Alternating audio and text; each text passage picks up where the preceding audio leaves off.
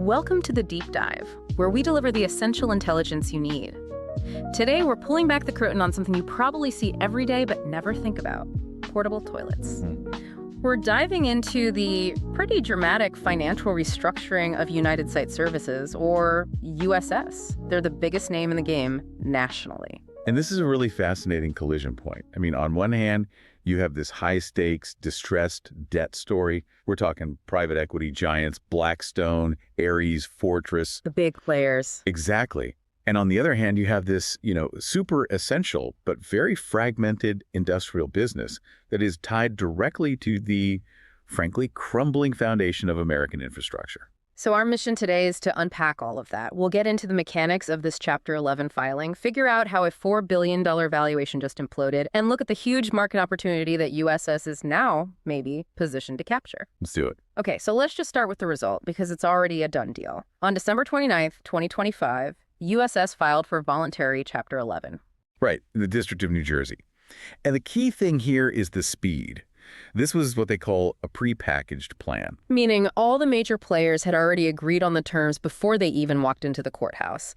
It's designed for, quick financial surgery? That's a perfect way to put it. The negotiations were done. The goal was to cut deep and cut fast. And the headline number is a reduction of the company's net funded debt by $2.4 billion. Wow. $2.4 billion. That's not a haircut. That's a full-on scalping. It's what was necessary to make the company viable again, pretty much overnight. Okay, so a huge debt number gone. But what about keeping the business running? I mean, for you, the listener, you need to know how they kept the lights on during all this. Well, they secured $120 million in what's called debtor-in-possession financing, or DIP financing. Right, so that's the emergency cash to pay employees, keep gas in the trucks. Precisely. And it's crucial because that new money gets priority over all the old debt, which signals that the new lenders have real confidence the company's going to make it through this. So fresh money was coming in even with all this mess. It was, and here's why. The lenders, they are the new owners. The plan was already solid because they had support from over 75% of the voting creditors. So the outcome was clear from the start. USS emerges from this owned by a majority ad hoc lender group. Which sounds technical, but it just means the people who were owed money, the creditors, swapped their bad debt for ownership in the new, hopefully healthier company. Exactly. They went from being lenders to owners.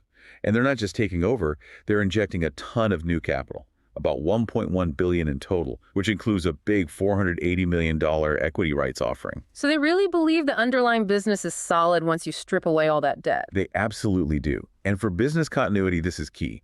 All the vendors, landlords, the regular unsecured creditors, they're expected to be paid in full. No disruption. Which brings us to the big question. How does a company in such an essential business get so buried in debt that it needs a $2.4 billion wipeout? This is where we trace the origins of the private equity flush. It all goes back to 2021. There was this massive $4 billion private equity deal led by Platinum Equity. $4 billion? And what makes this deal a sort of textbook example of financial excess at the time is the structure. Platinum basically sold USS from one of its older funds into a new vehicle. It's what's known as a continuation vehicle. That sounds a lot like selling something to yourself. What's the catch? The catch is you create liquidity without a real market test, like an IPO or a sale to a competitor. Platinum's original investors in that older fund got a cash out. We're talking $2.6 billion. So they booked a huge paper gain and walked away with cash. They did. But the company itself didn't really change hands. It just moved to a new Platinum-controlled fund. But now it was saddled with all the new debt that was needed to pay out those old investors. And that's where the new money came in. That's where Fortress, Aries, and Blackstone came in.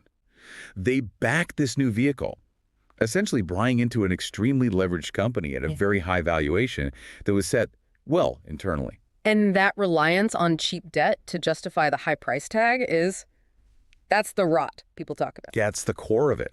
The entire thesis was built on this idea of a huge post-COVID boom. More construction, massive live events coming back, just a huge surge in demand. But that didn't quite happen, did it? It didn't materialize in the way they needed it to. And then the whole macro environment just flipped on a dime. And we hit the interest rate wall. You got it. All of a sudden, the cost to service that mountain of debt, the same debt they used to cash out the old investors, it just skyrocketed. So you have soft demand and soaring debt payments. It was an impossible squeeze. And the result for those new investors is just staggering. A combined $1.4 billion loss for Fortress, Aries, and Blackstone. And that's why these continuation vehicles get so much scrutiny. They let PE firms sidestep the public market, which can lead to these really aggressive valuations that only work if debt stays cheap forever. And as we saw, it didn't. So USS becomes a poster child, a cautionary tale. Even an essential service isn't immune to financial engineering gone wrong. Exactly. Okay, so the finance guys took a huge hit. But the company, USS, kept on delivering services. So let's look forward. For this new reorganized company, keeping customers happy is everything. Absolutely. And that brings us right back to the bankruptcy court.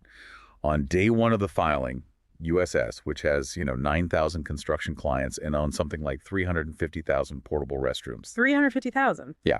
They immediately asked the judge to approve what they called customer programs. Customer programs. So like rebates, billing credits. Why do you need a judge to sign off on basic customer service? Because legally, all those outstanding credits owed to customers, that's prepetition debt. It's technically part of the bankruptcy mess.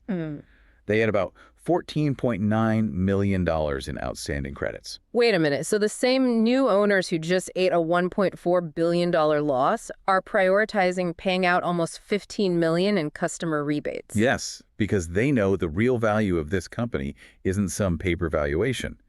It's the recurring customer base.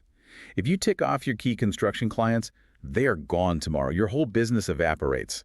It's pure business pragmatism. Instead of fighting thousands of customers in court over the technical right of, what's it called, recoupment? Recoupment, yeah. They just pay the $15 million. Precisely. The legal fees and the lost future business would cost way, way more than just making the customers whole. They argued it was a necessity. It's simply cheaper to pay than to fight. That makes perfect sense. And it really shows you something. The fact that the new owners are willing to pony up over $1 billion in new cash and immediately protect that $15 million, it proves how valuable the core business is. And why it's so valuable is the key. They're not just servicing festivals. They are servicing America's stressed infrastructure. That's the real connection here, isn't it? The company's internal problems are one thing, but the macro tailwinds, the sanitation megatrends, that's where the real story is. That's the mandatory spending story. Let's start with just the decay. The EPA estimates we need $655 billion over the next 20 years just for upkeep on water and sewer infrastructure. $655 billion. I mean, we have up to 75,000 sewer overflows a year in the U.S.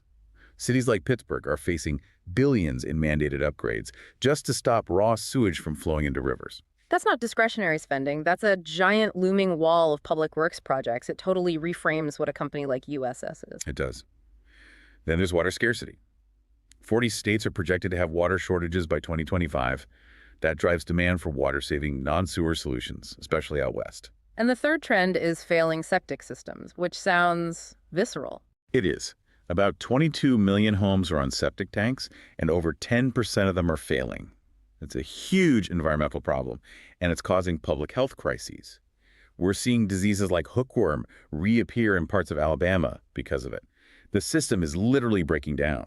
So the demand for new solutions is obvious. There's this potential market around $660 million a year for what they call reinvented toilets in these crisis areas. The potential is massive. But, and this is a big but, it's not easy to capture because of regulatory friction. Bureaucracy. Total bureaucracy. Wastewater policy is set at the state, sometimes even the county level. So you have this insane patchwork of different plumbing codes. So a new water-saving toilet might be legal on a construction site in one county, but illegal in the one right next door. Exactly. A neighboring state might have a plumbing code from the 1980s that your new technology just doesn't meet. It makes scaling any kind of innovation across the country just painfully slow. The opportunity is huge, but it's bogged down by red tape. Right. But the long-term play is still very compelling. The overall market is projected to hit almost $35 billion by 2030. A stable USS, with its new balance sheet, is perfectly positioned to ride that wave of inevitable public spending. All right, before we wrap this up, it's time for our required "This is not financial advice" segment. So just to be clear, this is purely for educational and maybe entertainment purposes? Indeed. We've looked at a situation where a high-leverage private equity play just blew up spectacularly. But the source material gives us this really clear dichotomy. You have fast, high-risk private failure versus slow, low-risk, massive public spending. So if you had to cook up an outrageous but plausible trade idea from all this, what's the pitch? The pitch is to go along the U.S. water infrastructure supply chain. Okay. We're talking manufacturers, material providers, anyone who benefits directly from government-mandated spending. You completely avoid the leverage risk that sank the old USS. Yeah. Who's betting on the bonds? Betting on the bonds. Municipal bond sales for water and sewer projects. They topped $37 billion last year. That's way up. The trade is a bet on the mandatory spending needed to fix that $655 billion deficit. You're betting that cities have to issue bonds and contractors have to buy pipes. It's slow, it's mandated, and it's publicly financed. It's banking on the inevitable. Pipes break, governments have to pay to fix them. A much safer bet than a continuation vehicle, I'd argue. So let's tie this all together. We started with the financial rescue of USS, a $2.4 billion debt reduction via a prepackaged Chapter 11. It was a huge cautionary tale about PE leverage, leading to a $1.4 billion loss for some Wall Street giants. And the key takeaway is that the failure was financial, it wasn't operational. USS is sitting right in the middle of this multi-hundred-billion-dollar problem of crumbling American infrastructure. With their new balance sheet, they're stable enough to actually pursue that growth. And that leaves us with our final provocative thought for you to chew on. The rescue of USS solves one company's crisis, but the deeper, much more expensive problem is still there. Who is actually going to pay that $655 billion bill to fix the pipes under our cities?